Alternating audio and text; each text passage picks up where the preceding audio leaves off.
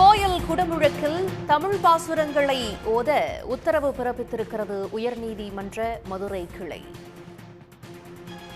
கரூர் கல்யாண வெங்கடராமன் கோயில் குடமுழக்கு விவகாரத்தில் தமிழ் பாசுரங்கள் ஓத உத்தரவினை பிறப்பித்திருக்கிறது உயர்நீதிமன்ற மதுரை கிளை. விவரங்களோடு இணைந்திருக்கிறார் நமது செய்தியாளர் ரஃபீக் ராஜா. இனிமேல் எல்லா குடமுழுக்களுமே தமிழ் பாசுரங்கள் பாடுவதற்கு இந்த உத்தரவு வழிவகை செய்யுமா? இந்த வழக்கு பற்றிய விவரங்கள் என்ன? நிச்சயமாக கரூரை சேர்ந்த வழக்கறிஞர் தமிழ் ராஜேந்திரன் என்பவர்தான் உயர்நீதிமன்ற மதுரை கிளையில் இன்று வழக்கினை தாக்கல் செய்திருந்தார். அந்த வழக்கின் முக்கிய சாராம்சம் என்பது வருகின்ற 28ஆம் தேதி கரூரில் மிகவும் பிரசித்தி பெற்று வழங்கக்கூடிய கல்யாண வெங்கடராமன் சுவாமி கோவிலுடைய குடமுழுக்கு நடைபெற உள்ளது. இந்த குடமுழுக்கிற்கான ஏற்பாடுகள் தொடர்ந்து நடைபெற்று வருகிறது.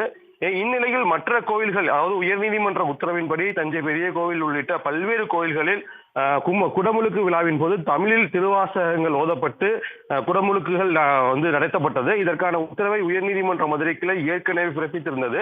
எனவே அதையே பின்பற்றி கரூரில் உள்ள இந்த கோவிலிலும் குடமுழுக்கு நடத்துவதற்கு உத்தரவு பிறப்பிக்க வேண்டும் என்றுதான் உயர்நீதிமன்ற மதுரை கிளையில் மனுவினை தாக்கல் செய்திருந்தார். இந்த மனுதான் நீதிபதி கிருஷ்ணன் ராமசாமி முன்பாக விசாரணைக்கு வந்தது. அரசு தரப்பில் ஆஜரான வழக்கறிஞர் ஏற்கனவே உயர்நீதிமன்ற உத்தரவின்படி அனைத்து விதிகளும் முறையாக பின்பற்றப்படுகிறது, ஆழ்வார் பிரசுரங்கள் 4000 திவ்ய பிரபந்தம் உள்ளிட்ட அனைத்து வேதங்களும் முறையாக ஓதப்படும் என தெரிவித்தார். இதனைத் தொடர்ந்துதான் நீதிபதி தற்போது ஒரு உத்தரவு பிறப்பித்துள்ளார். ஏற்கனவே நீதிபதி கிருபாகரன் புகழேந்தி அமர்வு ஒரு மிக தெளிவான, அதாவது கோவில் குடமுழுக்கு சம்பந்தமான மிக தெளிவான ஒரு உத்தரவு உள்ளது. அந்த உத்தரவை பின்பற்றி இந்த கோவிலிலும் குடமுழுக்கு ஓத வேண்டும். குறிப்பாக தமிழ் ஓதுவார்களை குன்றத்துக்கு வெளியே உட்கார வைக்கக்கூடாது. குன்றத்துக்கு அருகே அவர்களை உட்கார வைத்து வேதங்கள் பாடுவதற்கு, பரசூரங்கள் பாடுவதற்கு அனுமதிக்க வேண்டும் என்ற உத்தரவை பிறப்பித்தார்.